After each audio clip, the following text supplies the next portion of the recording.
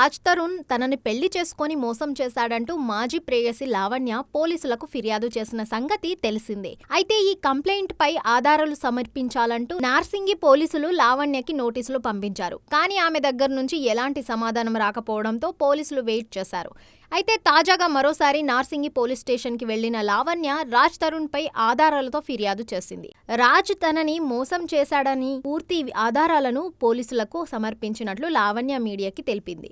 దీంతో లావణ్య ఫిర్యాదు ప్రకారం పోలీసులు రాజ్ తరుణ్ పై కేసు నమోదు చేశారు. అబార్షన్ చేయించాడంటూ లావణ్య ఇచ్చిన ఫిర్యాదు మేరకు రాజ్ తరుణ్ కి నోటీసులు ఇచ్చి ప్రశ్నిస్తామని పోలీసులు తెలిపారు.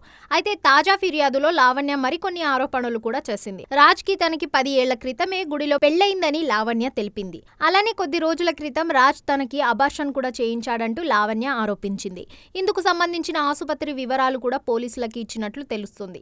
అలానే అన్విక పేరుతో రాజ్ తనని విదేశాలకు కూడా చాలా సార్లు తీసుకెళ్లాడని లావణ్య చెప్పుకొచ్చింది. అయితే హీరోయిన్ మాల్వి మల్హోత్రాతో పరిచయం అయిన దగ్గరి నుంచి రాజ్ తరుణ్ తనని దూరం పెట్టాడంటూ లావణ్య చెప్పింది. ఒకసారి మాల్విని కలిసేందుకు రాజ్ ముంబై వెళ్లడంతో తాను ప్రశ్నించానని, అప్పటి నుంచి తమ మధ్య విభేదాలు మొదలయ్యాయని లావణ్య పేర్కొంది. ఇక రాజ్ తరుణ్ ఆరోపిస్తున్నట్లు మస్తాన్ సాయి అనే వ్యక్తికి తనకి ఎలాంటి శారీరక సంబంధం లేదని, తాను కేవలం ఫ్రెండ్ మాత్రమేనని లావణ్య క్లారిటీ ఇచ్చింది.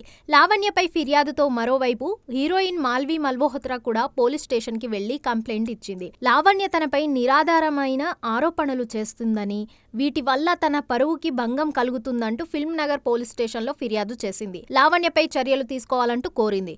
రాజ్ తరుణ్ తో కలిసి మాల్వి మల్హోత్రా తిరగబడరా సామి అనే చిత్రంలో నటించింది. అయితే మాల్వి తనకి మంచి ఫ్రెండ్ అని, అంతకంటే తమ మధ్య ఏం లేదని రాజ్ తరుణ్ చెప్పుకొస్తున్నారు. కేవలం డబ్బు కోసమే లావణ్య ఇలా డ్రామాలు ఆడుతుందని రాజ్ తరుణ్ ఆరోపించారు. ఈ విషయాన్ని కోర్టులోనే తేల్చుకుంటానంటూ మీడియాకి చెప్పారు.